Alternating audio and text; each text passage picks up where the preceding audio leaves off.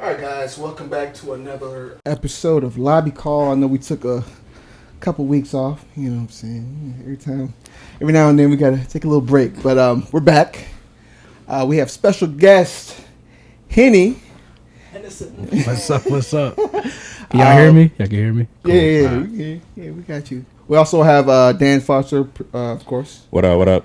So Henny is the co-owner of EQT, which is a label that Masego's on. I think you guys do management for Masego. Right, yeah. You've done management for Smino. Yeah. I have like a deal with them with my EP. Merlot. Shout out Merlot. You gotta shout yourself out. You ugly as fuck. Nah, for sure. Shout out my EP. Yeah. But yeah, man, Henny's dope. Henny's mad smart, very intelligent. So. He has a lot of gym. No, real talk. He's very what's the word? When you talk very well. Eloquent. Articulate. Yeah. He's got that fluid. It's like I'm not. I'm just chill, man. The words are hard, I'm man. around right. Man. Hard words. I just be saying hard words. Like No, but we got him in today. We're just gonna talk a little bit about just like label stuff and just music industry in totality. See, look. Wow. I was just testing Henny out, just make sure he guys win. That's all it was to test. But yeah, man, tell us a little bit about yourself. Just a little background. Background, man. Well, I'm from the DC area, DC, Maryland, Virginia, DMV. For those that don't know what the DMV is, grew up out there. Like anybody else that had a big passion for music. At one point, I thought that I could make music, and that was one point in my life. Not anymore. But that's where my passion with music started. Being in high school, rapping with my friends. This is like when you would burn CDs and try to sell them in school for $5 and make a profit. Been there. Yeah. Only burn what I get on CDs. Nobody bought them shits, yo. Yeah, you just gave them out. It was just a bunch of Daddy Yankee burns, yo. Actually, funny. That's a funny about Daddy Yankee. One of my favorite memories of high school when I used to rap, I had beef with this kid that was Latino, and that's when Gasolina was out. Oh, that's it. That's the Puerto Rican national anthem. Yeah, and it was Gasolina, and I downloaded the Gasolina instrumental off LimeWire. Say words you made a dick. And I made a diss song to him on it. Yo. And it actually made a whole bunch of noise in school. It was like everyone was talking about it. Word. This is like AOL, AIM days, and people would take punchlines from it and put it as their away message to nag at the kid. Yeah. And he was kind of like a little bit of, I wasn't a bully. He was kind of a bully. And that was me, like, my response. And it worked. It was like, and I kind of, but anyway, yeah, that was a funny story. But That's hilarious, man. That's my only real recognition of Daddy Yankee's catalog. I don't really listen to Daddy Yankee. I know he's a goat for his lane, but yeah. Absolutely, man.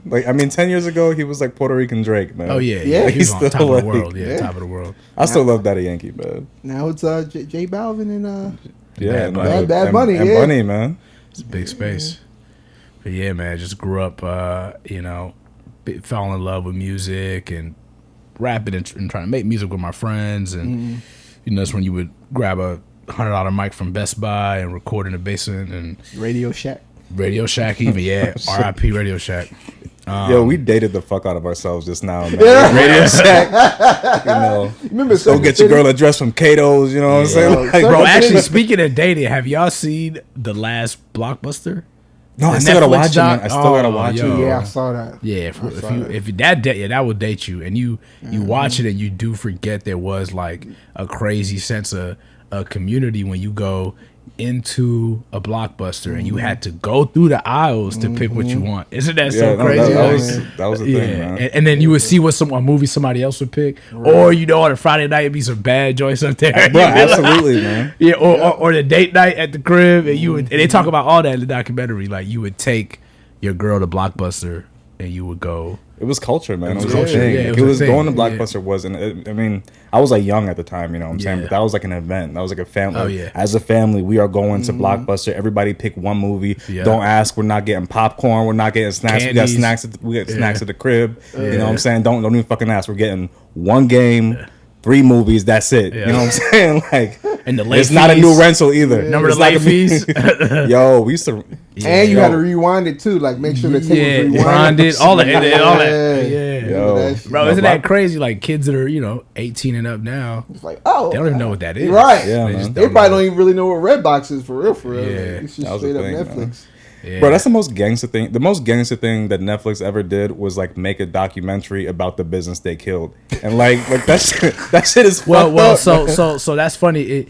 That's actually what it's about. Is that they didn't kill Blockbuster. Mm. So it's almost like I didn't do it documentary. Like it's almost like them being like, look, I know y'all think that we ruined, but no, like It was like that book that OJ made, like after he got off. right, yeah, It was like- yeah, This is how I would have did it. yeah, right, exactly. It was like it was Yo. and then I guess can I spoil it? I can spoil it. go ahead. Probably not gonna watch it. Yeah, I know. Yeah, that's what I'm thinking. So basically, Blockbuster just kept being in debt, and they were bankrupt. And then remember when they filed for bankruptcy, and then when the '08 market crash happened, or the big '08 yeah. market crash, Yeah. that's actually what killed them because they were way too in debt, and they thought, well, we have 9,000 locations, they have so many assets, they can always raise more money because they're such a like relevant store. But their business model was actually kind of failing, and then they were like, oh, we can go out and get some more money. And then the '08 market crash happened. There was no money. So they were like trying to go, and everyone was like, nah, like, and they actually started Blockbuster on demand. They started their streaming version that year. Yeah, I They- remember. They like that. try, yeah. I They were vaguely they remember knew that. that they had to go do that, but they couldn't raise the money to do it right and do it at all. Yeah. And then Netflix took off because they had the model set up right before all that hit. It was like a timing thing. I heard a rumor that like before Blockbuster was in the shit, and when Netflix was just doing like a mail delivery DVDs and shit like that, like Blockbuster had the option to buy out Netflix, and they passed. Yo. Yeah, Is that- yeah, is that a thing? Yeah, yeah. That's yeah. just That's in the wild, doc too. There was a Blockbuster could have bought Netflix. And they And they passed. were like, Yo. they were like, nah. Yeah. It was at that moment. Blockbuster. He's like, nah, you're mailing DVDs. I don't see it. It's not for me. Thank you. Yeah. You gotta see in the future, man. Yeah, man. That's a good man. Vision's real, man. It's a lot. It's a lot of changes in every industry, and I think being ahead of the curve and trying to create what works for you, but also being nimble enough to adjust in real time and add on, and Right. is super important. Right. Okay. Yeah. So you're from Northern Virginia. Yeah. Hey, y'all are both from Virginia Beach, right? Or not? Norfolk. Well, Basically. yeah. Yeah. Yeah. Suffolk, Norfolk. Yeah. Okay. Yeah. 757. That's Yeah. still 757. Yeah. Mm-hmm. Yeah. 703. I still got the 703 area code. Yep. You gotta Yeah. hang on to that, man. Yeah, man. I've had the same phone number since I was in 9th grade, yo. Like, this shit has not changed. 9th grade. That's Yeah. different. I've had the same since I was like 19. And people, because I was a promoter at first, and I had 2 phones back then. I remember when it was cool to have 2 phones, and I had the sidekick. Yo, say words. You had the cell phone holster, man. Yeah, I had the chirp. I had the Netflix chirp. Oh, damn. Yeah, but I always kept this same 703 number, and some people just assume like, oh, you were like, throwing shows and you manage an artist, running a label, you moved to LA, like, oh, you probably got a new number. It's like, no, I got the same number. You know what I'm saying? Like, and it's funny because people, I never forget Will, who manages Wiz Khalifa. Remember like how when Wiz would always shout out to Will on the Cushion OJ tapes and shit. Yeah. Still his manager, day one, built Taylor Gang with him. Same 412 number from when I did a Wiz show. I did a Wiz Currency How Fly show in Richmond with my homies. Yeah, with the homies. They threw it, and I kind of like was a part of the show. That was one of my first things I've worked on, and got Will's number there, and same number since. So like we kind of laugh about it, like 412 703, Yeah, man. almost 12 years later, same number. Yeah. Yeah. That's same here, man. I have my Yeah. same 757. Not gonna say it on, Yeah. out, Oh, but yeah. you know what I'm saying. Had it since I was about 18, 19 years old. My first cell phone been with Sprint for a long time. Shout out to Sprint. Yeah, man. But yeah, so Yeah. what made you like want to get into like just music industry. Yeah, I mean, I knew it was. Well, it's funny. There was a time where I stopped working on it. So like, made music in high school, burned the CDs, passed them out, all that shit. Went to college. I was like, all right, cool. That was like a high school pipe dream. Like now I'm in the real world now. Mm-hmm. And I'm at community college, actually Nova. Shout out Nova if anyone from Virginia remembers Nova. And there was a DJ there who guy called DJ Rob, still cool with him. He had this thing called Target Squad, which was like when DJ Drama had his movement in Atlanta with mixtapes, or you know, every region had like a mixtape DJ. This is gonna also age ourselves, but where like you didn't go, they would burn all the hottest shit, get whoever the dope relevant artist that had a relationship with. For him, it was T-Pain at the time. Would host a mixtape, and in the barbershops and mom and pop stores, you would see these mixtapes, and that's how that was a mix CD. That was like getting the hottest new songs, and the mixtapes would drop every quarter, sometimes every month, and that was what Drama ended up going to getting the FBI hit DJ Drama in Canada with the charges, right? Because so that's what Rob did. Rob did that before the DMV. And but he was going to school. He was like still DJing on the weekends, putting out these mixtapes, and you know, he was. I ran into him in the courtyard, and I was like, oh yeah, I heard of you. Like I'm just like a music fan, but like I was studying IT at the time, you know, computers and shit. And he was like, man, we need help with our like you know, like Facebook and shit, and like MySpace. We had our MySpace popping, but MySpace like that is dying out, and like all this internet computer shit. I was like, yeah, you gotta like get your mixtapes online, you gotta have them for downloads, you gotta capture emails, like just kind of giving them some game. And he was like, yo, my studio is in Falls Church, like down the street, just pull up, like come pull up. So I remember I pulled up after school one day, and it was they had a huge CD, a couple CD printing machines. They had the shirt printing machines. They had a studio in there, like a smaller kind of booth and like a little setup, and then like a little office. And it was, you know, they were selling mixtapes, having artists come by and record, and you know, making money off that as well, and throwing parties, and that was like their thing. And that kind of re-sparked my passion of just being around the hustle and around music and like the culture of it, you know? Yeah. So, and I was like, man, I just want to be around this shit. So like, I got something that you need. I can help you, you know, with get you guys in the future and online the way you guys need to be. And we built a relationship, and you know, barter system. A little barter system. Yeah, for sure. And that put me around the studio environment again, and they were cool with a lot of like the DC club promotion scene, all the club scenes, and so being with them would be in and out of a lot of the right clubs, and starting to meet the DC music scene at that time. Like Fat Trell was starting to bubble, Glizzy was starting to bubble, you know, and I would be with them when they would be at like release parties or events, and I was starting to learn like, okay, this is what the DMV music scene is, right? And I was like learning, I mean, what Kingpin, Slim, like there was a whole scene. Every market, every big market has like their kind of local heroes, you know? Right. Yeah, absolutely. And I was like learning that whole scene through them. And then that's when it sparked my like love for like, oh nah, like this is exciting to me, you know what I'm saying? Like I didn't really know why or what it was, but I was just like, I got to be involved in this. So started running around that scene. And, you know, I was like, well, I want to kind of get involved in my own way. Like, you know, I'm not like just the IT dude. Like I can kind of like, I got some vision. And it was funny because I was the one that was putting them onto like non-street music. So I showed them Cudi. I showed them J. Cole first. Well, they already knew Wale, of course, because Wale was in the scene. Right. So, like, you know, I like ran into Wale with them before, early on, like Dig Dug days, you know, and the Go-Go scene and all that. But I was always on like the different, like Mike Posner and Kid Cudi and Cole, all the blog stuff, and I was putting them on to like the blogs, and they didn't know about that. They were like, man, if it's not buzzing in the street, it's not real. You know, they were a little more old school. At that time, and you know, and then they just those artists started to pop and move, and you know, I was learning sort of like the venue bar game from them. You know what I mean? Just how you negotiate with venues and what that just being in the club with them, just starting to learn what that is. And then I remember the first kind of club event that I threw in on with them was Lil Scrappy. And Lil Scrappy was hosting. I forgot all about Lil Scrappy until just now. He had some hits. But he wasn't, I mean, he was big, but he wasn't like like an album artist like that, but he Right. had some Yeah. hits. And you know, we got a little scrappy for like a few grand, and he came to this like club in Annandale, Virginia.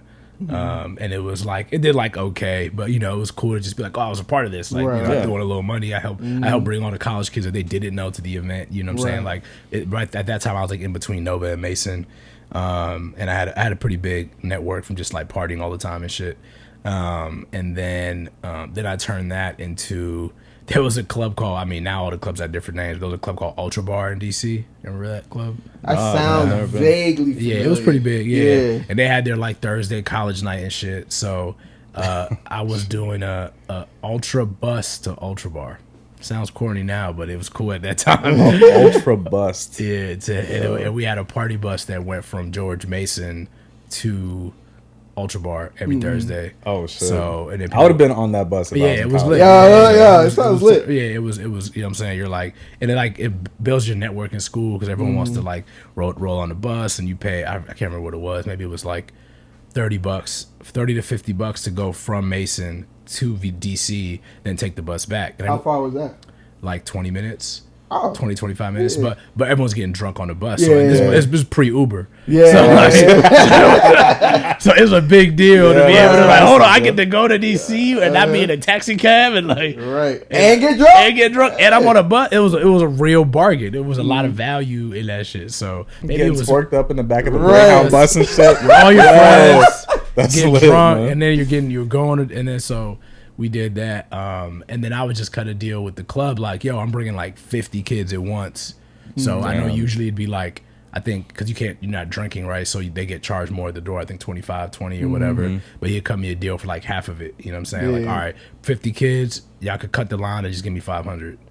Right, but they were Damn. paying like 40 to 50 to be on the bus, so there was like a little bit of margin, but it was more just like a vibe, you know what I'm saying? Yeah. And like, I make a little, like if the bus sold out, I think I made like $400 or something, you know. But that was one of my, you No, know, that's one of my cool as hustles. fuck. Yeah, Yeah, no, not at all. yeah, man. yeah. It was the art of the hustle, man. It was, you know, it was, If the bus sold out, I made $400. Yeah. It's still lit. That's better than a lot of gigs we played in college, man. Yeah, Like, you know what I'm that's- saying? Yeah, And no, every That's absolutely. getting Thursday, Bruh. and you got drunk and had fun at the same time. Yeah, no. You get a box of chicken at a church, $25, Uh-huh. and that's it. Like, Yeah. Let the Lord use it, baby. yeah. We can't bless you like we want to bless you, Right. but the Lord gonna bless. Keep on keeping on in the Yo. Lord and the Lord. No, that's awesome, bless man. you. Yeah, Eventually. y'all probably got the funny because y'all both played at church, right? Yeah. Yeah, that's where you No, get your yes, I mean chops that's from. if you're from VA, that's where you learn how to play like music. You know what I'm saying? Yeah, church and bar gigs. You know A what lot I'm of saying? bar gigs, Doing yeah. clubs and doing, you know. Just playing Erica Badu and Jill Scott for Yeah. 4 hours every night. Yeah. Yo. 4 or 5 hours and getting paid, what, $50? Ain't for it. shit. It was, yeah. Yeah, they give you $200 for the whole band, but you wanted to hit, so you brought 6 niggas with you. Like it's Yeah. like, yo, that shit was That's trash, man. Right. Yeah, and that's a scene. Nah, and then that sort of. So that was that, and then I'll never forget there was a metal venue near my high school in Springfield, Virginia, Tight.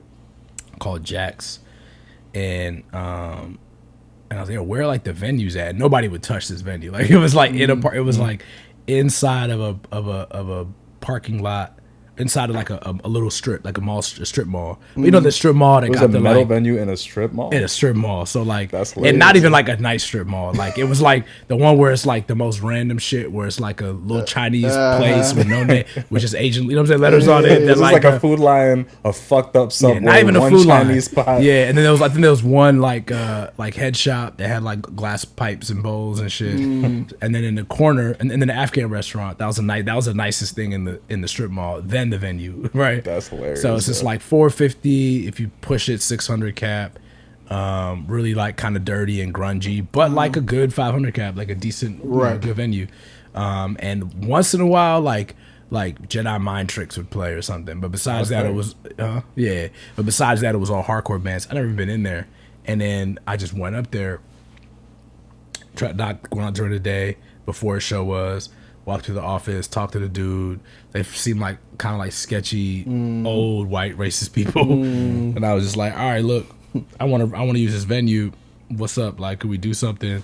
I did this little scrappy show before. I did this and that, but like the artist that I wanted to bring at that time was Mac Miller. So honestly, I think he saw that he was a white rapper as well, so he felt safe. You know what I'm saying? Yeah. And you know, I was like, yeah, it's just gonna be like all suburban kids. Like, trust me, it's not gonna be because they definitely didn't want to do go-go's because people would try to do go-go's there because it's just like a venue. Like for go-go's, you just need a venue. It don't have to look like anything. Or they're trying to different like street rap shows, and he's like, nope, no niggas. we don't. Damn near for real. That's basically what. So I was, and I went to high school literally down the street, like 3 blocks away. So he's like, oh, you went to that school? Okay, cool. Like that's kind of safe. Like, all right. Like, and I in hindsight, I know they like kind of hit me over the head on a rental fee, but I was like, I'm doing it. Fuck it. Like I was like all in on it. Like I was prepared to lose the money. So I like did that. Boom. Somehow I was able to get, hit Peter Schwartz. Somehow I was able to get Mac Miller to play. Rest in peace. And like him, Q, Tree J, all those like original most dope dudes drove down from Pittsburgh in a green Volvo to play the show. And this is like right before I booked him right before Kids came out, that first Mac Miller mixtape. Yeah. So he was bubbling hard, and like I like a lot of like not even like my friends weren't that hip on him actually. My friends were like, who is this? But then like a few people that I like younger kids that I knew were like, yo, everyone at school's talking about him, like all the cool kids and shit. And then Kids didn't even come out yet, and I knew the tape was about to come because they were like starting to like promote it. So I booked him right before the tape came out. Like, it was a really good price. Right, it on his A&R tip. Yeah. That's right. Yeah. And then I think the show was in October of 2010, and then I think the mixtape came out like a month before that, 2 months before that, and yeah, it was nuts. Like it was just oversold. Like I didn't stay to the agreement, and I was selling tickets for more than I was supposed to. just being a new promoter. There was kids outside trying to pay $80 to get in. It was like I made some money that night. And it was like it was crazy, and it was the energy in the room was wild. It was like dumb packed. The kids do every word, and then the owner was like, "Oh shit!" And it's all like suburban kids in here, and white kids in here, like. All right, like you got a good crowd. Like he especially like back in the day, like old school promoters look at the crowd that comes in the venue as the promoter's crowd, right? Because social media and all that stuff didn't exist. So you really like to be a good promoter, you really had like a crowd that like followed you, and you would put artists in front of your crowd. You know what I'm saying? Right. So like he was like, oh, this is like the crowd you bring in, bet like this is safe. You know what I'm saying? So he let me start doing more shit there. He always did some janky ass business, but like I figured it out. Then in less than a year from that. A younger, he was like 26, 27, a hardcore promoter that I'm still cool with to this day, had an investor that bought Kingdom in Richmond, and Empire was Jack's. Remember those venues? Remember Kingdom in Richmond? Nah. I feel like being from 757, I might know, but that's like 2 hours. Richmond, 2 hour drive. Like almost 2 hours, yeah. So he got an investor to come buy these 2 venues, and Jack's being one of them.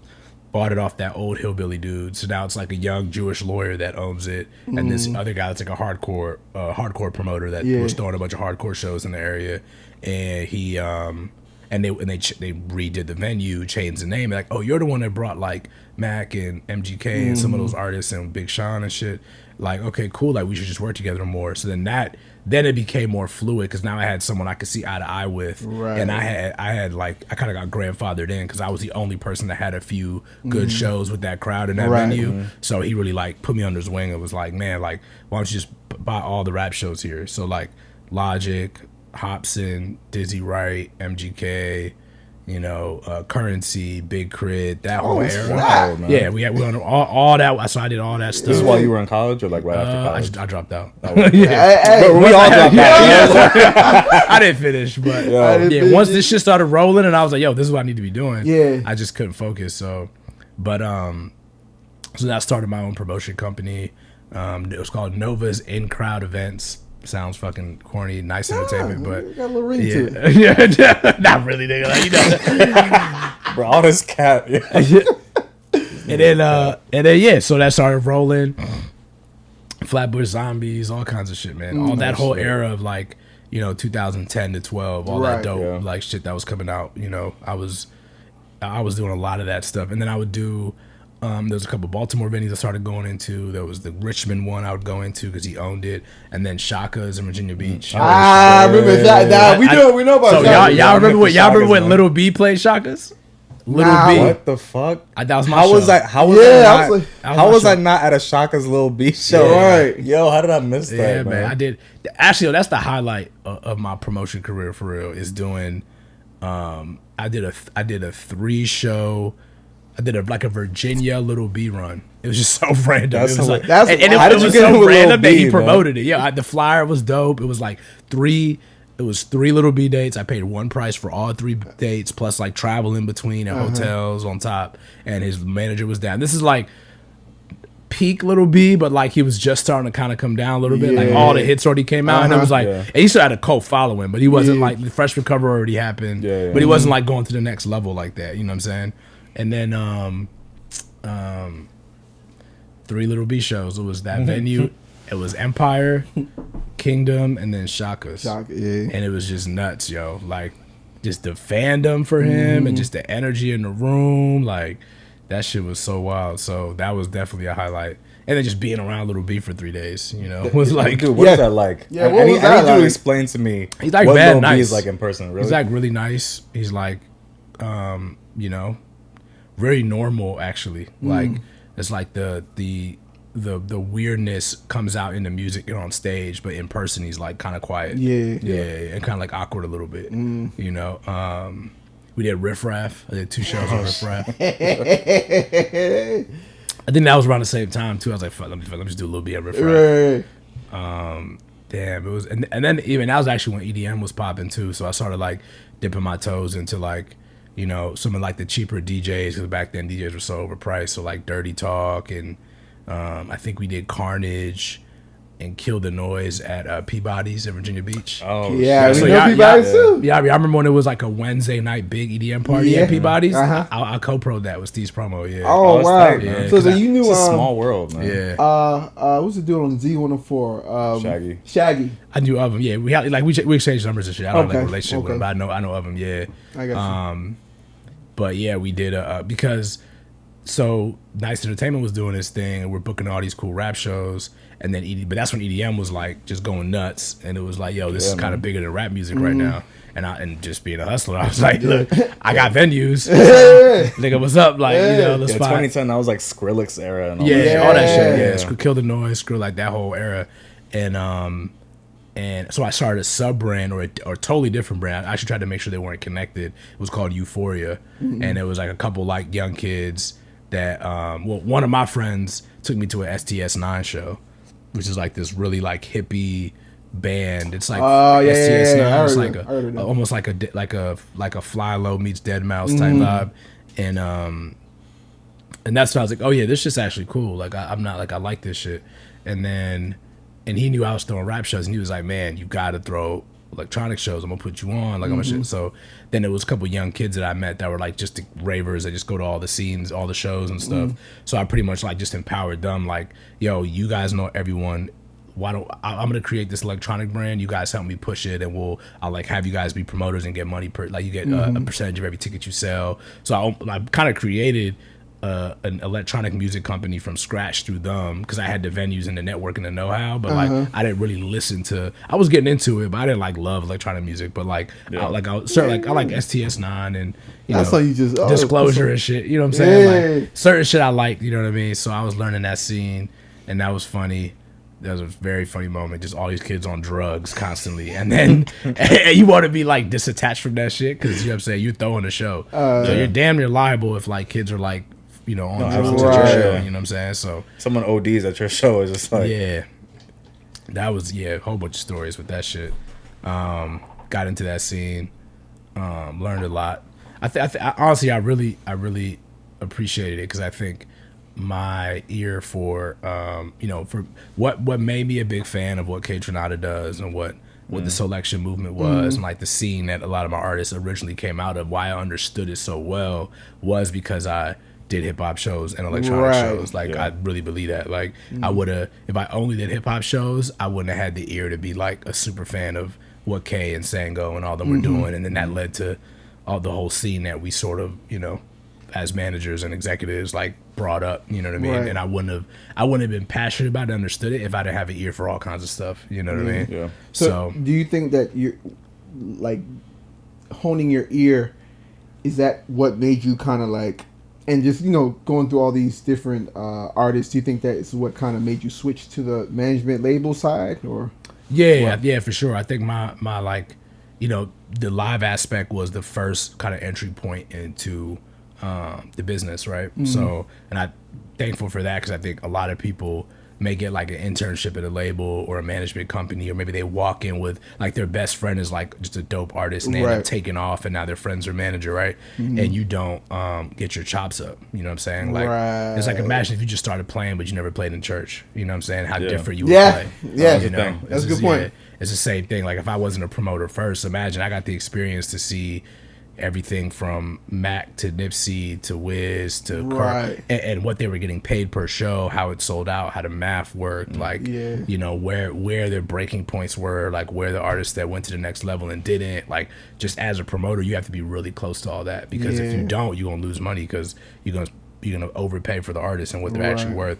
So I feel like that developed and then being in the venue and seeing all the different kids and just fans in general, that are coming to see this artist, and you start to realize like, oh, okay, I get what culture this artist is, right? So you can actually like kind of see all the different cultures mix, right? Fit like in like real time, like right in front of you. I'm in a room with 500 Hobson fans, and I'm in a room with 1,000 Nipsey fans, and you see the energy and how different it is. Yeah. So that really developed my like taste and my point of view on what people actually care about. You know what I'm saying? Like, there's things that like press drive, there's things that have great marketing, then there's like music that people really care about. So I've always tried to dictate what I do based off of that, and I think that's how I rolled into the management stuff very like easily. Like, it's a really good transition from live to management, because one of the most important things for a good artist is going to be touring. You know what I'm saying? So it's a really easy transition, whereas like I know friends of mine that have worked at labels their whole lives and are good at what they do. They're good A&Rs, or they're good label people, but like they can't tell you what a festival offer for Lollapalooza should look like, or they can't even tell you, like it's a real, like they'll hit me and be like, yo, you're really good at the touring shit, right? Like, I got this new artist, the manager's kind of young, but it's the A&R calling me. Like, the manager, they don't really know what agency they go to. And you realize how different it is, a different world. Like, trying to like sell records and sign artists versus going on the road and selling out all your venues and running a tight tour and graduating that level by level is a different math. You know what I'm saying? So, different thought process. So, like, if I didn't have that first, I feel like my whole journey would have been different. You know? If that answers your question. Yeah, because it's like, just like you said before, like if me and Dan are having, we just started playing bass or keys or whatever, and go straight to going on tour. Even if you're good, you can't sit in and like just get locked the fuck in. You know what I'm saying? To me, that's like the hallmark of what like a solid musician is. It's not necessarily like how technical you are or whatever. It's like how well you work with other cats that you're working with. You know what I'm saying? Or like how sensitive you are to what an artist is doing. Because, like 9 times out of 10, like artists is gonna do something completely different every night, just because like that's the what just depends on the wave that they're on and stuff like that. You can't just like sit there and like lock in and judge what the fuck to do based on like the last 10 years of like all the shows you've done. You know what I'm saying? Or all the churches you played at or whatever. It's like you're gonna be completely ineffective at doing your job, man. So that makes sense. It's real, to me, man. Experience is real. And then I learned the label game more on the fly. But it was a lot of relatable, transferable and relatable ideas. You know what I'm saying? Like, on what promoter deals look like. I mean, they're very different. What record deals and promoter deals are structured. But like, at least I had enough chops of handling like serious music industry business, because one of the biggest things is it's people that are like aspiring managers, and that's great, and everyone should just go and try it, you know what I'm saying, if that's what you want to do. But that learning curve, you know what I mean, and being able to like I had to run a real promotions company, you know what I'm saying, like I had to really like get offers out and pay everyone on time and have a run a show and like really like, so it like taught me to be like professional in the music industry, but it was on a very small scale, right? Just like in Virginia, and then now I had to over time just developed how to scale that to everything else, right? You know what I mean? So, but if you imagine not having any of that, just being like a music head and organized and being like, okay, cool, like I'm gonna manage my friend, and there's nothing wrong with that, but just like that difference in you know, the chops you're learning, and Yeah, you know, absolutely. so yeah. Yeah, do you wish you would have gone to school for like music business or music industry, or do you think that life and just like doing the whole promo thing was a much better teacher to prepare you for like being in the music industry properly?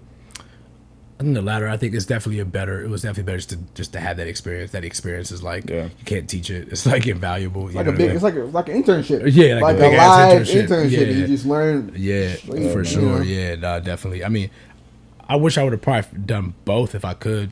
Sure. But you know, it just happens the way it happens. So you can't regret it. I get that because I mean, like both of us Max and I both went to school for music. Like what did you music go production, for? composition. I went to school for composition because Endgame for me was like scoring, you know, for orchestras and scoring for movies and stuff like that.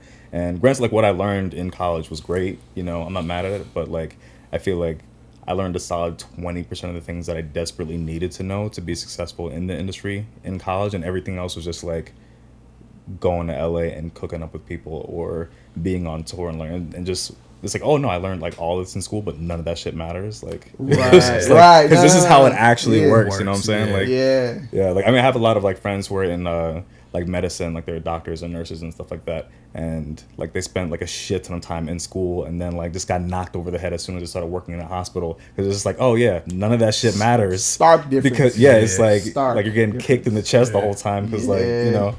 Yeah, crazy. This is the whole thing, man. Yeah, nah, definitely.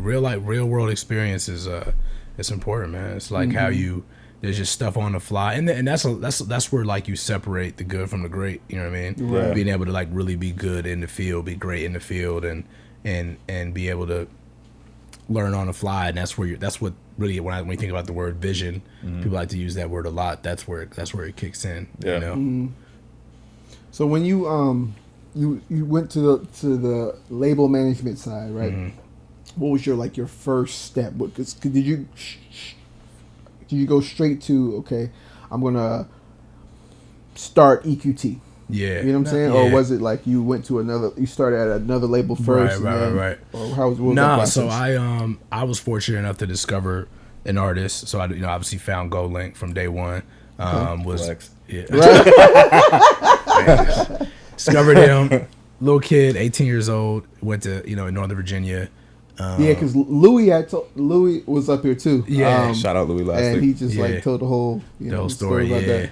So so he came to so rewind. I had my office that was where I would run my promotion company out of, but what really justified having an office for it was I made it into a studio, and full circle, it was right below the studio. It was right below the studio that I was interning at with Target Squad, with the mixtape dudes that were burning all the CDs. They were right above me, so I got the one below them, which is like crazy how like me and Kojo are like 1 and 2 floors now. But like, that's wild. But that was like I had that kind of environment, but way smaller. Like they were like little like dentist offices, like 800 square feet each floor. But had a studio, and because I was the one throwing a lot of like the relevant hip hop shows, all the local artists would want to come record. So I was like, so now I had this database of just tons of local artists because everybody was like, man, I want to be on the show. So like, yo, here's tickets, sell tickets, and you can open up for Logic. You can open up for Hobson, whatever. That's how I would do it. And then I even had this like showcase series that I started, which super funny. A few DMV acts came out of that showcase, not as if they were discovered from that showcase, but like IDK performed in it a long ass time ago. Yeah. Dante from They is from the DMV. He was in that showcase. By like another name back then. So it was a showcase where you'd have 10 artists play, and I did it the first Tuesday of every month. And anyone could be on it. Like it wasn't even like you had to have like a buzz or something. It was like your manager email sends your like EPK. Yeah. We'll give you 20 tickets. So if you sell all the tickets, you actually even earn a profit, but there's like a base to be in it. But that way it's not like you're paying to be in the showcase. You can actually make money if you bring all your family and friends, right? And then we would have judges that were relevant in the area. So like, DJ Money, who was on the radio on 93.9, he would a lot of times be a judge or a different radio host. And, then I'd also like pay the judges and stuff too. So that was that was getting me closer and closer to me trying to figure out like, okay, what is like I've brought all these artists to the DMV, like bigger artists to play, right? You're as a promoter and you're getting like inspired and you're just like, okay, where's the local talent that's actually special, right? Yeah. And like that was the showcase kind of helped foster that. And it's funny because GoLink didn't come from that showcase. He just came from like hanging out with some kids and coming to the studio from a friend of mine that kind of had him in this like program where he would pay for the studio time. Yeah. And one of his first shows I put him on was a Flatbush Zombie show that I was throwing, so I had to go look on that show.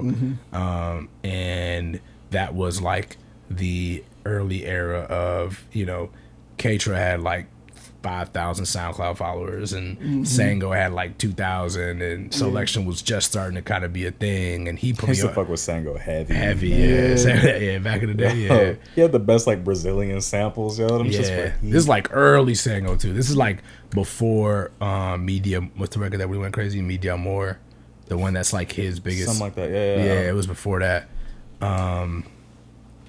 And then yeah, so I kind of got a gateway to that world, and doing the electronic shows, the hip hop shows, and the showcases. I was like, oh, okay, cool. Like I get why this is gonna work. Like I get why the crossroads here feel so natural. You know what I mean? It's almost like hip hop and electronic music just pop the fuck off. What's next? It's like it's gonna be this blend of both of these the right way. You know what I mean?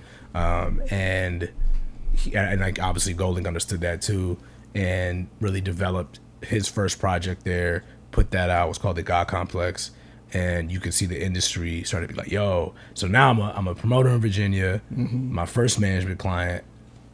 I know like the Fat Trails and the Shy Glizzies of the world. I've thrown shows for them as a promoter, but like I wasn't really necessarily equipped and ready to like manage the next dope street artist. So I kind of found this different artist, and was starting to get the buzz going, and it was clicking, it was reacting. So as that was going, that felt like, oh, this is my transition out of promoting. You know what I mean? To find your own artist, develop your own artist, right? Like I'm throwing shows for all of these other acts. What happens when you have your own artist that you go out into the world and develop their business, right? Instead of being on like the buyer's end, now you're on the selling end. You know what I'm saying? As a promoter, you're a buyer. You're buying something someone did, you're putting in a venue, and you're hoping it sells out. As an artist, you're developing something that now everyone else wants to buy. You know what I'm saying? Right. So I was like, that transition was like, okay, this feels right. So you prefer like the management side than the promoting? Yeah, for sure. I think any promoter would say that. But I mean, obviously, there's super successful promoters too. What's the challenges on like? It's a real low margin, like risky business. Like festivals are expensive and risky. Yeah, like there's not a lot of margin in them. Obviously, when you have the best of the biggest, like Coachella, there's margin. But like all the like 10 to 15,000 person festivals, they're not really making money. You know what I'm saying? They're like maybe clearing a few grand one year, losing a few grand the next year. You know, it's terrifying. It's not a good business. It's not a good business. There's so much liability in that shit too. For sure. Yeah, hella liability. Exactly. A lot of risk, a lot of liability. Then you're getting to a point where you get big enough if you're like Sasha in Texas who owns Score More, and then Live Nation buys you or something. That's like the end goal. You know what I'm saying? Yeah. But I didn't see that for myself. But yeah, so that happened. Also, a young Caliuchis. That kind of gets left out of my story a lot. I don't talk about it as much, but I managed Caliuchis for for real? about 2 years. Yeah. So Port Vita was done at the same studio that we made the God Complex, and Louis engineered Port Vita. This was back in DC still? Yeah, same day. This 2014. When did you move out to LA? 2015. Oh, okay. Yeah, Callie's from like, she went to like TC Williams. Like Callie's from like Alexandria. Oh shit! How did I not know? But you know that makes sense. Or whatever. It's because never mind. That makes sense to me. Yeah. Okay. So so long story short, it was like, oh shit, Golden was starting to catch some industry buzz from the blog. I remember the first Pitches and Planes post he ever got, and then it was like kind of off to the races from there. Everyone emailing, every label emailing, and I was like, oh, okay, shit, this is what it means to have like an artist people like want to fuck with. Right. So, you know, and me just saying, all right, let's go in, let's go all in. And, you know, I would use my own money to fly us out to New York for meetings if I had to LA, and did the first probably 2 years of him like really starting to tour and buzz and get the freshman cover, all that. I did that all from Virginia. That's so I wild. That's wild. Yeah, I didn't move to LA until after the freshman cover. Okay. Yeah, Access over. Yeah, so navigated all that. And then my business partner Dan Freeman, who was a publicist at the time. Publicist at the time. He was funny. Derek Arrow at RCA, who ended up signing GoldLink, actually introduced me and Dan for the first time. So we still have that intro email. But he put us on email, and he was like, "Yo, he wanted to sign GoldLink, but he was an assistant at the time, right? But he was one of the first people to reach out. Maybe actually not even the first, but in the first batch of 4 or 5. And then he was chilling with Dan in New York, and Dan was just like, he was like, Dad asked him, like, you found anything recently that you really fucking with? And this is like peak Chance too, when Chance wouldn't like sign to anybody and Acid Rap was going crazy. Yeah. So you know how like GoldLink had things about him that kind of reminded you of that energy. So that's what I think that's what also created that extra buzz. People being like, oh, okay, I know what this could be if it's signed, if we sign it, you know. So Dan heard it and was like, oh shit, this is dope, like, and we just reached out. And I think he introduced us, and then we needed a publicist. That was an area that I did not know anything about. You know what I'm saying? I got my live experience. I got my in the studio experience because I own a studio. Used to make music, so I have a little bit of those chops. But like, I don't know how to get on the fader. I don't know how to, you know what I'm saying? I don't think about that type of shit. Like I would read those blogs. That's like a different world to me. You know what I'm saying? And he was like, oh yeah, that's what I do. Like I do PR. You know, I think at the time his biggest campaign under his belt was Krayshawn Gucci. Oh shit! He was a part of that. He was a part of that as a publicist, and he was like he did a lot of like street rappers and stuff. And then he was just like, yeah. And then you know, I'm actually leaving being a publicist, right? I'm leaving the firm that I'm at, but I still have all those relationships. So like, I fuck with the music, I fuck with you. I wouldn't mind just like helping out and doing it for free because I'm sure I don't have a budget yet. You're not signed yet. You don't got a budget, but I know this could be big, so I'm just going to do it with you. Yeah. And then you know, maybe we can work on it together in some way. And I was like, okay, cool, let's see. So we started working together. He did a great job of like setting up a lot of GoldLink's early press. And he at the time had a very early producer called Metro Boomin. So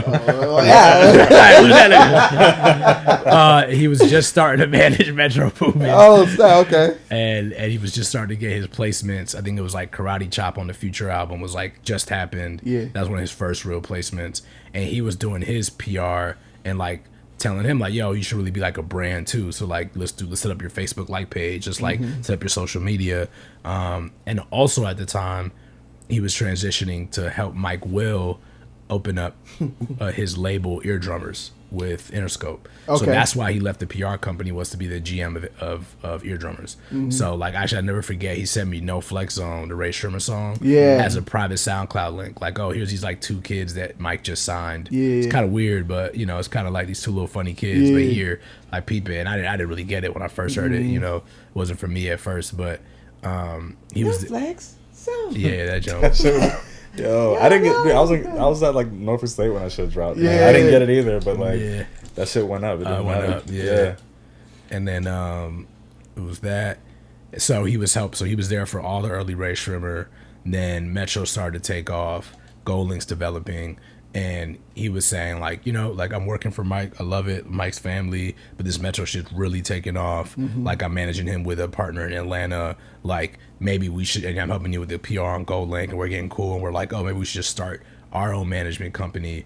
This is the idea that I have for it. I was the one that came up with like the name and sort of like the early vision. And he was like, why don't we just do that together? So it was crazy to be able to start off the company with Metro and GoldLink, right? 2 very different things, but doing their thing in very different lanes.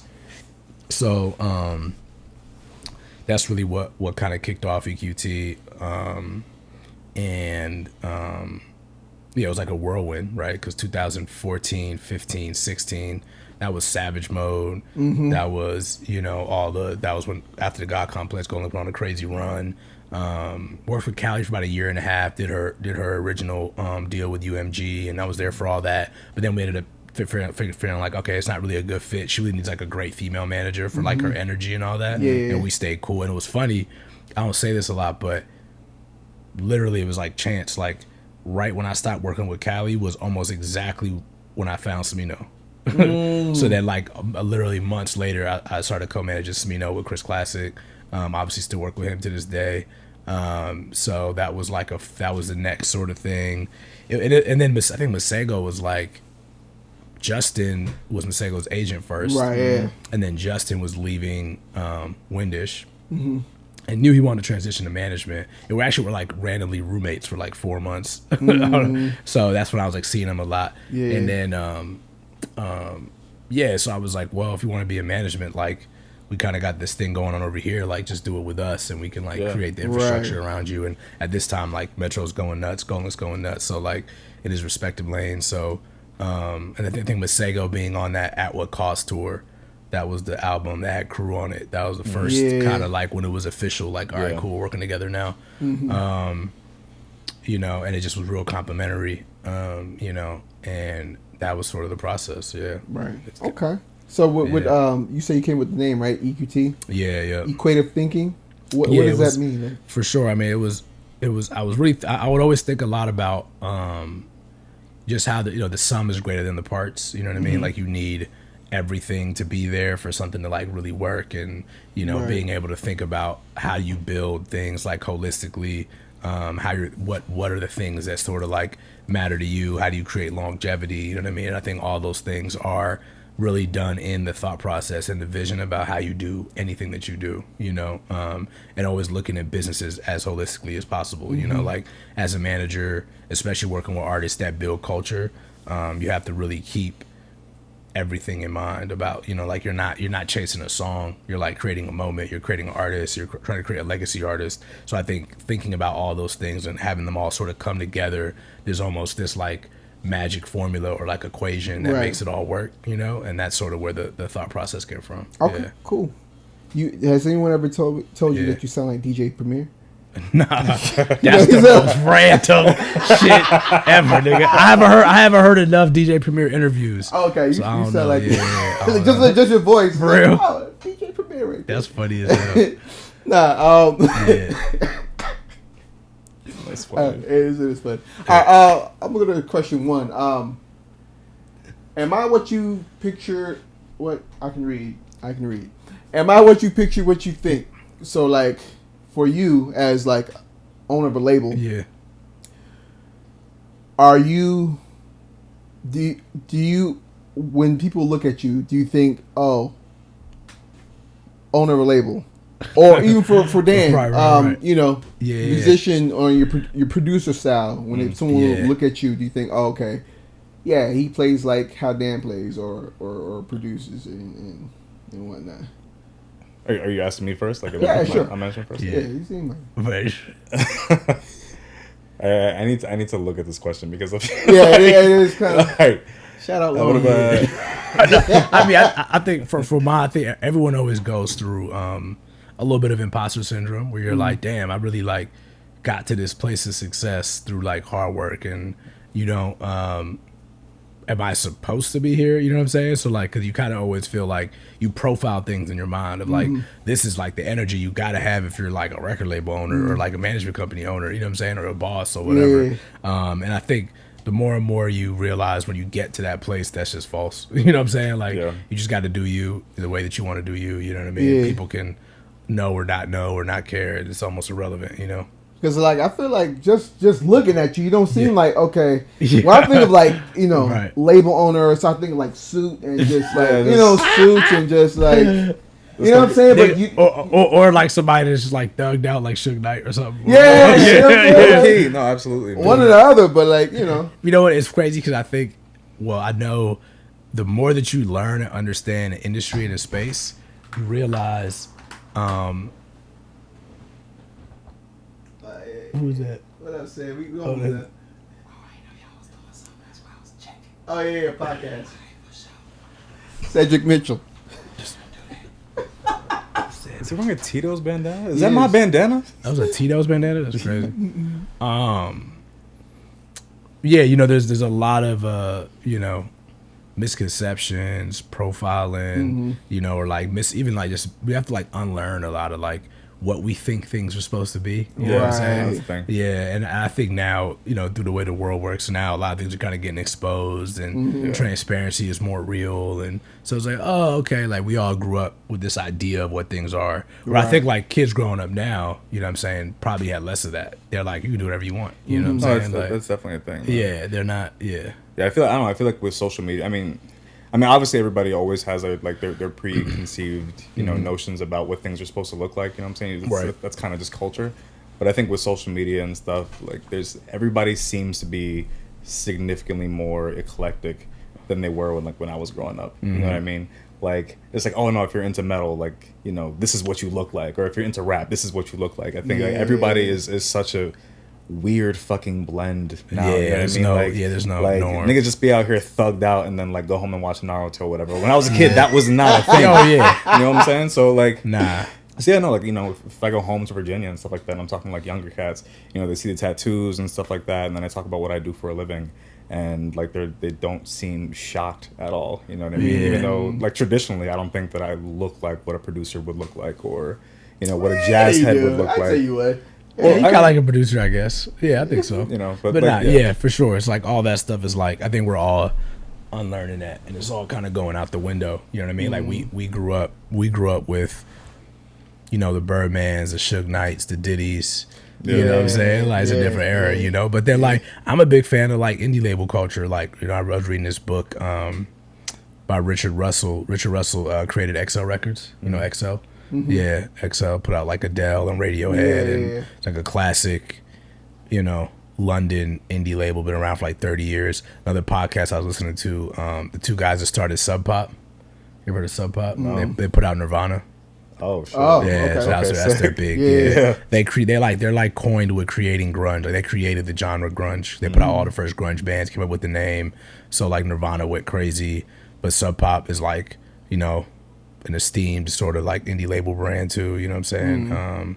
But like, yeah, those dudes, who knows what they look like? I don't know. You know what I'm saying? Like, but it's most like growing up in it, and I think that's part of like, I guess, I don't know, legacy or things that I want to accomplish is like changing that narrative of like what a black label owner should look like, you know what I'm saying? Or like or the type of music a black label owner should be putting out. You know what I'm saying? Like that's really important to me too. As things kind of go into like phase 2 of the company, it's like, okay, you know, I'm gonna start being more open, doing more podcasts like this, just because really you see how much it inspires people because of that question where they don't know, you could look like that and do that, you know what I'm saying? Or even being first generation African. I know so many African kids that want to be in the entertainment industry and their parents are like, nah, you gotta be a doctor. You must be doctor. You must, yeah. I can't do the accent, but you know what I'm saying? You must be a doctor, you must be a lawyer, like all that shit. So like it's that's, I mean, that's typical immigrant mentality. Yeah, for sure. Like my mom was the same way. You know, my mom's Puerto Rican or whatever, kind of straight from the island and stuff like that. And, you know, like she desperately wanted me to like, you know, get my degree, be a doctor, be a dentist, be a vet, be a lawyer, whatever the fuck. And then I just got bit by the music bug. And like, I mean, she's very supportive, but like, you know, every time that we get a spare moment to talk about, you know, what my future is gonna look like, she's like, you know, you could always go back to school. And I'm just like, I'm in too deep though, man. I can't I can't go back. No, you're right, man. Even for me, like, when people look at me, they see this big old, you know, muscular dude. Especially when I was in high school, I used to wrestle and I was really in shape.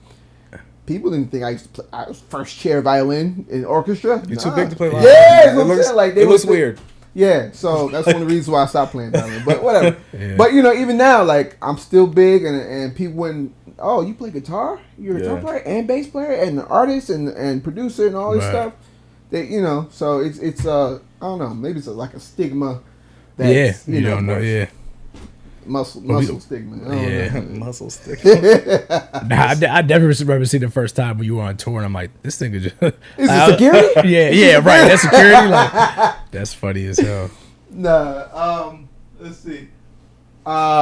Do you think it requires more ambition? This is a question I actually want to ask. Do you think it requires more ambition and drive to be an artist and a producer, or on the label management side? Nah, I think it's both. Just what you just told me, just your origin story of just like how you know things came to be. It's just like I don't know. It might. Yeah, you know what I mean? I think it's all you know. It's to each his own. Like everything's so different. Like it's hard to say. Like, you know, there might be natural talents that come to you as a producer and songwriter that maybe don't make it easier. Nothing's easy. It's gonna be a lot of hard work to get to a certain place, but where it just comes naturally to you. And then there's also stuff about the label and just the business side and general, the management side, everything that comes more naturally to you if you have that vision in you, right? Like, and if you're a creative, like a true creative, there's some people that just don't want to touch business. You know what I'm saying? Like, they live in a world of like, man, when I'm just creating, that's when like I'm the best version of myself. Yeah. Yeah. And like, yeah, no, for sure. And like, it's real though. That's cool. And like, but you can still be the best version of yourself, and then end up still making a great living for yourself. You know what I'm saying? So like, it's not a one-way street. You know what I mean? Like, you need to lean in on what you do best, where you feel the most comfortable, and it's gonna be hard work on either side. Right. You know what I mean? But you'll know when you're going against the tide. Like for me, when I was rapping, I was more concerned. What was your rapper name? We're not gonna talk about it.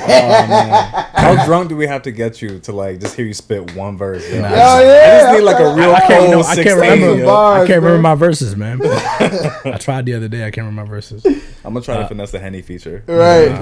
I be joking sometimes, like, man, what if I was like had a Birdman moment and I just like did a feature on all my artists? I gotta put one verse on here, just one. Nah, bitch, I signed you. This is happening. Yeah, nah.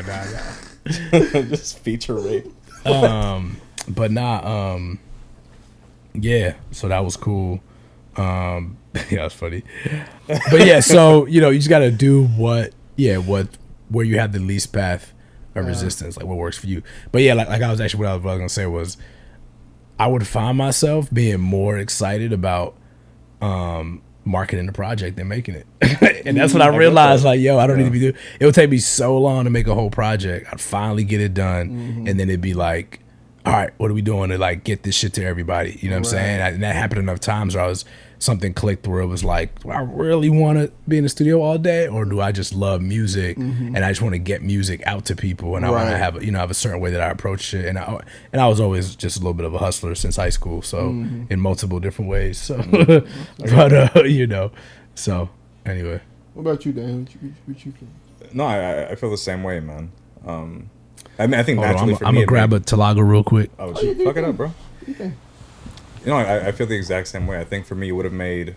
I mean, I suppose I could have, spent all the time, like, learning the game of how to be a promoter, or how to like market projects, or how to manage artists and stuff like that. But for me, it just made way more sense because I just loved making music more than I loved, business and stuff. I mean, like, I still find business fascinating and shit like that. But like, I don't. For me, it's difficult to imagine a world where I personally enjoy sitting in a like putting together a marketing plan than entertaining people, or just composing something for 44 string musicians to play. You know what I'm saying? That's just it. It's the path of least resistance for me. Right. So for me it makes more sense to be a producer or a musician, composer, whatever. Yeah, I mean, yeah, I feel you on that. And like just thinking about it, I'm just like, I don't know. I think it might, as an artist and producer side of things. I can only speak from that side of things. I've never done any type of label management side, but on the artist producer side, I feel like it takes a lot of drive, especially like, just the different aspects of being an artist and producer. It's like, okay, am I feeling creative today? You know what I'm saying? Or, hey, just, I don't know, just different, what's the word? I don't know, it's just different things that come with being an artist and producer that like requires you to push yourself and requires you to, I don't know, be more ambitious. I mean, I get, because I mean, at face value, you know what I'm saying? Like, you're looking at an artist on stage in front of 3,000, 5,000, 10,000 people. It looks like, holy shit, like, how much ambition do you have to get on stage and basically, like, look at people and say, hey, I'm worthy of your time, and I'm worthy of, more importantly, I'm worthy of your intention, because like cats our age, like, we don't have an attention span for shit. You know what I'm saying? So like, you can argue that takes like a shit ton of ambition. At face value, that's exactly what it looks like. But I mean, how much ambition do you have as a marketer, or as someone who's like promoting things, to say, oh, you have to be very ambitious to say my decisions, my taste, like, all those things are good enough all those things are good enough to like affect culture. You know what I'm saying? Like I get to sit in a room and listen to a bunch of music and say, oh no, this is good enough to be marketed to a bunch of people. That's my personal decision. That's a very ambitious thing to do. You know what I'm saying? you got to have a lot of audacity to say my ideas are good enough, my taste is good enough to market it to tens of thousands of people. Mm-hmm. So to me, it's about the same. I understand what you mean, though. Yeah. All right. That's another one. What is your most valuable personality trait or quality when it comes to navigating your career, and why? I think for me, it will be my talent, just being able to create and Sure. and make music, and because me personally, I'm not really the networking guy. Yeah. Like Dan's great at networking. I can't I'm a loner and I'm not really and Henny too. Henny's phenomenal at I'll see Henny just talking. Oh yeah, you're CEO of a Fortune 500 company. That's not how I have it. Yo, watch the Henny finesse niggas. What if y'all watch me finesse niggas? At festivals? Yo, bruh. Yo, everybody goes to festivals to enjoy shit. I feel like Henny pull up on Lala or Coachella or whatever and just finesse everybody in the green room, everybody in the artist lounge, and everybody's asking him and begging for his card or his number or his Instagram or whatever. He's not even finessing. He's Henny just doing his thing. It's Henny just being present. I'm just present. Yeah, you that nigga, man. I'm trying to be real talk. Let's keep it 100. But I don't have that. That. Yeah. It's always been hard for me to talk to mad people and to network, and that's probably something I need to work on myself. But for me, I think my where I shine is creating. You know what I'm saying? Creating the music, creating songs. Even with visuals, I'm good with visualizing things and just even with artwork and stuff like that. That's where I shine. And I think that's yeah. So just knowing yourself, man. Know your bag. Knowing yourself is my bag. Super important. I don't know. I mean, yeah, no, that makes a lot of sense. I was having this conversation with Tiffany Goucher a couple of years ago. Oh, flex. And shut up, man. But no, we were talking about the kind of personality that. The kind of personality you have to get to the point where you're good enough at your craft to entertain, you know what I'm saying, or draw people's attention and stuff. So if you're gonna be a musician, I feel like the vast majority of proper musicians are we tend to be especially reclusive. You know what I mean? Because you have to be a nerd to sit down and get good. Because if you don't sit down with your instrument or writing or with your voice or whatever. And practice for 6 hours a day since you're fucking 8 years old, you're not going to be lit. You know what I'm saying? So so it's not weird at all to me that you're kind of reclusive, that you're a homebody, or that because you could play. You know what I'm saying? You can play, you can write. That's so normal. That's what it takes to be where you are. You know what I mean? As a musician. Yeah. Right. Yeah. What about you, Dan? What do you think your most valuable personality trait or quality when it comes to navigating your career? I don't know, I think it's mostly my upbringing, and it could be because I'm mixed, but I think generally it's just because both of my parents they listened to fucking everything. So I think how eclectic my upbringing was really affected my taste in music. So I can listen to almost any I can listen to any genre of music and find something that I genuinely enjoy. You know what I'm saying? So when I make music, I think that comes out. It's just my shit sounds it sounds jazzy, it sounds kind of punky, it sounds grungy, whatever. You know what I'm saying? I think how eclectic my taste has really gotten me to where I am today in my career, and it's definitely going to shape exactly. It's going to shape what my music looks like 5-10 years ago, from now. You know what I mean? I feel you. What about you, Henny? I think it's your ear and just your business mind set. I hope so. Yeah. I mean, what's my most valuable trait? I think my willingness to adjust and be open-minded, and sort of the eagerness to see something through. You know what I'm saying? When, it's hard for me to sort of just give up on something, you know what I mean? Or, it's really not to be cheesy, but there's I feel for the most part, every piece of the vision that I sort of have, if you work hard enough, sometimes it just triples or 10x's what you thought it was, right? So being able to see those things through and then go into it with I mean, they say like don't have high expectations, right? People that go into things like that. I kind of did the opposite. I kind of went into a lot of shit like, yo, this is gonna be big as fuck, or this is gonna be this. You know Every what I'm idea, saying? like we about to And change the world, nigga. Yeah, right. Just like over the, you know what I'm saying? And it kind of happened. You know, it sort of happened. Like, and kind of manifested it. yeah, You know what I'm saying? it's weird. Like, you know, I always, if I ever get like down or I ever just doubt anything, I always sit and think like, yo, I remember when I used to throw shows and do showcases with all these DMV artists. And I remember thinking like, man, Shy Glizzy's so dope. He could be like DC's Gotti or Boosie, like a real legendary, right? Or I remember, or Fat Trell, I thought with the right team would have been out of here. Like Trell was such an important artist. They just couldn't get his shit together, you know? Yeah.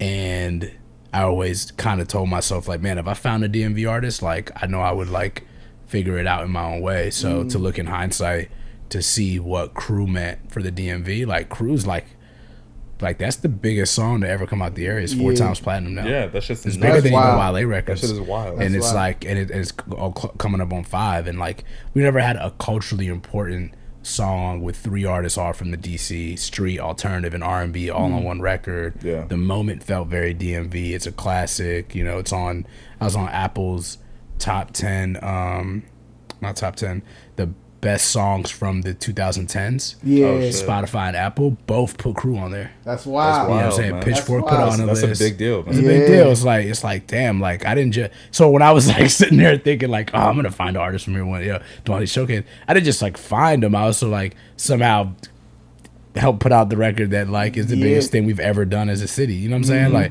so it's shit like that where I'm just like, oh, okay. Like you just got to keep. You know what I mean? Like, or if you told me when I was throwing shows that I'd have a direct deal with Universal, signing my own acts on my own label years later, that was never in the plan. Like that would have been like, what are you talking about? Like, you know what I mean? I kind of saw this like high level thing that would be like this like sort of legacy I'm building towards, but like I would have never been able to tell you that it would be exactly like that. You know what I mean? So I really just say all that to say like you don't know how big it can get. Yeah. You know, you don't know how you really should. I think my dad actually used to always say, he was shoot for like the moon, land on the stars. You know what I'm saying? Like go for always try to get an A, and if you get a B, it's cool. But you gotta try to get an A. It's like that. Like like Yeah, aim small, miss small, man. yeah, exactly. About Yeah, it. yeah. So Who's your this is random side note. Yeah. Who's your favorite artist out of DC? Who would you say was your favorite artist that came out of DMV? of all the time, I mean Marvin Gaye is probably the best, but I mean, yeah, Yeah. Chuck Brown, Marvin Gaye. You know, I'm always bad with this question. I'm always bad with like favorites, and I don't. I can't do I'm not the favorites, type of nigga man. that really sits around and like thinks about what my favorite Yeah. shit is. Nah, I nah, can't I tell you. feel You know what I'm saying? I always say like 5 names. It's like, yo, okay, which one's your favorite, nigga? Like you gotta pick one. Yeah, no, bro. Every time Yeah. someone asks my favorite, I have an answer for like, well, I can never say my favorite anything. I can give you like maybe like top 25 or some shit like that, but it's gonna change tomorrow. You know what I'm saying? Like there's way too much good shit out there to just like my favorite anything. That's crazy to me. Yeah. all right, I'm gonna ask before we wrap it up. I'll ask a question from Instagram. At Traily Trails 07 asks, what's your definition of good music, and what makes you say this is trash rather than this is dope? Is it the simplicity of the song or the melody, instrument being played, etc.? I think good music is obviously objective. Yes. Yeah. So, it's tough. I think for us and, what we're doing, I think it's, and now with just so much music that comes out, you can kind of feel the songs that last a long time, and you can feel the ones that like we're in the moment. So the more that I'm in this game and, growing in this game and kind of hitting like the next tier or whatever I'm going to do, you realize like, oh, even back to that Crew example, that song goes platinum once a year. That's it's been wild. Out. Yeah, Yeah. that's It's like fucking approaching crazy. 5 because it's been out What? for 6 years. Still, it's just going platinum. What's Yeah. wait, what's Diamond then? Is Diamond 10, above? 10, Okay. 10 million, yeah. Okay. But like, just to think like people are constantly like, that's a classic. You know what I Yeah. mean? That's very hard to accomplish that in this era. And like to now, classic, like people just keep going back to it. So it's Timeless. like timeless. As you said earlier. Yeah. So, I think that good music should definitely be sort of honest, real, unique, and then it creates something that is really hard to replace. Or every time people try to make something like it, you can call it out right away. Yeah. Right. And then, but only a few things are actually like the best first version of something, you know? So that's the closest I think when I think about good music. Okay. Dan, what you think? What's What's your definition of good music? That's a rough question. I feel like my idea of what good music is has changed so drastically over the last 10 years. You know what I'm saying? Because I naturally, look, when I was, studying jazz, studying classical, studying composition and shit like that, like I didn't want to listen to anything that had like 2 chords per song or 4 chords or 8 chords per song or all this shit doesn't have a bridge. I was a fucking asshole, man. I was a complete piece of shit. I was like the most like college post-adolescent idealistic elitist piece of shit. You know what I'm saying? It was it was that whole situation. You know what I mean? But I think, and then, so it was there for a while. I really just wanted to hear something that impressed me. You know what I mean? Something where like someone got to display like how much of a virtuoso they were. Oh, they're killing on their instrument. Vocally, they're killing. The composer, they were killing, whatever. And then I think it got to the point where I was listening to stuff that was a little bit more chill, and I was like, okay, I think good music should make you feel something. You know what I mean? But like even now, like I don't really feel that anymore. I mean, obviously, like most of my favorite music makes me feel something. Like there's like this visceral emotional response every time I listen to music that I genuinely enjoy. But I think now, after spending really, I've only been like in LA, like in the industry for like maybe like 18 months or something like that. Same. But I think what I feel like good music is I don't want to say there's. I don't think there's good and bad music. I think you have like strong decisions and weak decisions. And I understand what you mean. As a musician, it's difficult to say that there's no such thing as bad music. You know what I'm saying? Because obviously we feel like there is. Yeah. But I think that if you have if your music has an intent and you achieve what you wanted to achieve with this song, then to me, by definition, it's good. You know what I mean? Because it's I know that's a way more deep answer than what you were looking for. You know what I'm saying? But it's like, hey, I wrote this song to do this thing. I wrote this song because I want people to feel something. Did people feel something? Then it's a good song. I wrote this song to be impressive. Are people impressed by this? It's a good song. I wrote this song to just turn up. It sounds like shit. The 808s aren't mixed well. It's breaking everybody's fucking speakers. It sounds like trash. Is that what it did? If that's what you wanted this song to do, then I think you did your job. You made a good song. Even if niggas don't like it, you know what I'm saying? You had a job that you wanted to achieve. You achieved it. Your shit's tight. That's how I feel. That's real. I'm like a culmination of both of you guys, but like I do feel like there is bad music out there. You know what I mean? I feel like there's trash. But my definition of good music, just for me personally, I think it's for me, my ear just goes to the music. I listen. It just gravitates to the melody and the music. Okay, yeah. What's the music sounding like? You know what I'm saying? Even if it's just really simple, one chord or just boom, boom, boom. That's the first thing I listen to because I'm a musician. So that's I automatically listen to the music and drums. Sure. Or if it doesn't have drums, whatever. But just music. Lyrics don't really. That's not really my go-to. Like when I'm like determining if a song is good or not. It's just music for me. Sure. Because you're a musician before anything else. That right. Makes sense. That's my go-to. Yeah, you know what I'm saying? So I listen to music and then I'll listen to lyrics and how the person sings. Now, it depends. Like, okay, if the music is great, but the person is just like, I just think what they're saying is corny or whatever. It has some effect on it, but generally speaking, it's okay. Do the chords sound good to me? Does it have a feel, and does it feel good? You know what I'm saying? Mm-hmm. That's what I determine what good music is. Yeah. And when I think of what trash is, what makes you say this is trash? It's different things can make me say, oh, this is trash. You know what I'm saying? It could be if it sounds repetitious, if I heard it thousands of times, and I think I hear a lot of it in like when I say trash music. If it's call him out, Max. Who trashes here? He said Drake's last EP was the worst. Yeah. Nah, but like they're you guys get what I'm saying. Like if the music is garbage and musically it's just like, okay, I've heard this before thousands of times. You don't have any creativity. They sound different and I'm with you. Or if it's just like content, like what you're talking about. Oh, you're talking about the same shit. Bitches, hoes, fucking. I mean, all in moderation. I'll take that. Okay, every once in a while, but like I don't know. I don't know. You hate Katy. If you hate Katy Perry, just say that. Yeah. Bro. Like, it's okay.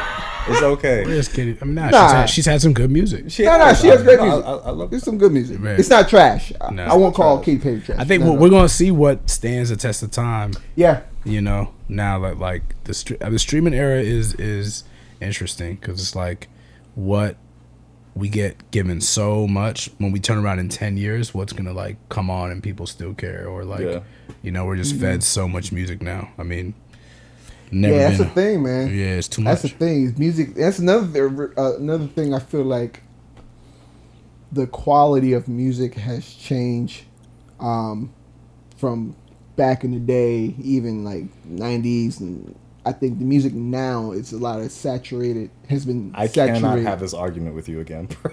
What? It's saturated. Like there's music everywhere. You know what I'm saying? right. And people I'm with that. who I don't know. I We'll feel talk you, about man. it later. I feel you. Yeah. Yeah, but yeah, the streaming is definitely revolutionized. Like what's out now and how much music is out and Sure. and shit like that. So Yeah. yeah, man. So I'm gonna wrap up because my camera is starting to die. But yeah, this has been another episode of Lobby Call. We got Dan. Follow us on. It's been so long since I did the podcast. All right, follow us on Instagram. We got Dan Foster. He actually finally changed his handle. Yeah, that shit was terrible, bro. Yeah, what is it now? What was it before?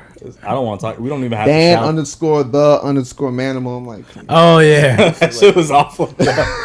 What is it now? It was, follow me at Dan X Forte. Dan X Forte. What does that mean? Where do you get What does that it from? mean? Forte. Forte? We don't have to talk about it. Okay. No one knows what it means, but it's provocative. Like, All right, follow Henny at Henny EQT at Henny EQT. Yeah, there we go. And follow me at Maxwell _Sensei, and also follow the Lobby Call podcast page at Lobby Call Podcast. And up there we post different clips and different information, and we should be having some merch coming out soon. Yeah. So that's been another episode of Lobby Call Peace. Podcast, and that's a wrap.